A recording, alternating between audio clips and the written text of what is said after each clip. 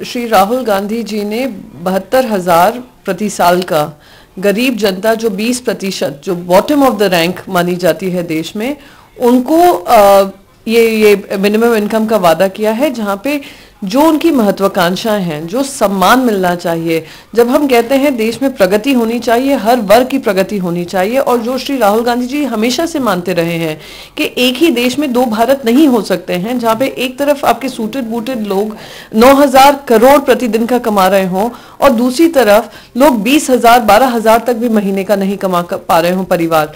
तो उन सबको समर्थन देने के लिए कांग्रेस पार्टी हमेशा से तत्पर रही है। मनरेगा जैसी सुविधाएं हो या अब आने वाला जो हमने गारंटी की है मिनिमम इनकम गारंटी, उसके माध्यम से हो, जिसको हम न्याय कहते हैं, न्यूनतम आय योजना।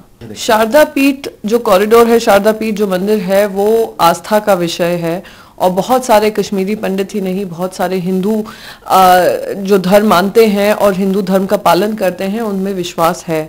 पर अभी कांग्रेस पार्टी का मानना है कि भारतीय जनता पार्टी को नीति स्पष्ट करनी पड़ेगी कि एक तरफ हम बात कर रहे हैं किस तरीके से हम आतंकी हमलों को बंद करें, आतंकी गतिविधियां जो पाकिस्तान से प्रायोजित होती हैं उसका किस और अकाउंटेबिलिटी आए, और दूसरी तरफ हम इनडायरेक्टली बातचीत करते रहते हैं। प्रधानमंत्री मोदी उनको चिट्ठी लिखते रहते हैं, उनसे यूनिटी की बात करते हैं, डायलॉग की बात करते हैं। तो कहीं एक मैं मानती हूं कि एक कंसिस्टेंट पॉलिसी नहीं है। ये कंसिस्टेंट पॉलिसी होना बहुत जरूरी है, वरना देशवासियों के मन में कंफ्यूजन होता है और वो कंफ्यूजन हमारी नेशनल इंटरेस्ट से कॉम्प्रोमाइज होती है। अब जिस तरीके से पूरा प्रचार प्रधानमंत्री नरेंद्र मोदी जी और उनकी पार्टी ने लगाया हुआ है, इलेक्शन कमीशन की गाइडलाइंस को दरकिनार कर उन्हीं के समर्थक एक पिक्चर प्रोड्यूस करते हैं, उस पिक्चर को तब रिलीज करते हैं जब चुनाव सामने हैं। हमने देखे हैं किस तरीके से पेट्रोल पंप पे होर्डिंग्स नहीं हटाए जाते हैं, जो एयर फ्लाइट की टिकट्स होती हैं, बोर्डिंग पासेस में उनकी फोटोज छप रही हैं। तो क्या ये उल्लंघन नहीं है इलेक्शन कमीशन की गाइडलाइंस का?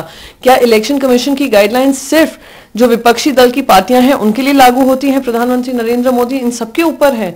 तो ये दिखाता है किस तरीके से संवैधानिक तौर तरीके और जो नियम का पालन होना चाहिए, जैसे प्रजातंत्र में जो प्रजा है वो सही निर्णय ले पाए, उसको इन्फ्लुएंस करने का काम जो हो रहा है। हम इलेक्शन कमीशन के पास गए हैं उनके ध्यान में लाने के लिए, उनके संज्ञान में लाने के लिए कि फिर से एक प्रचार का माध्यम उन्होंने एक पिक्चर के जरिए शुरू किया है।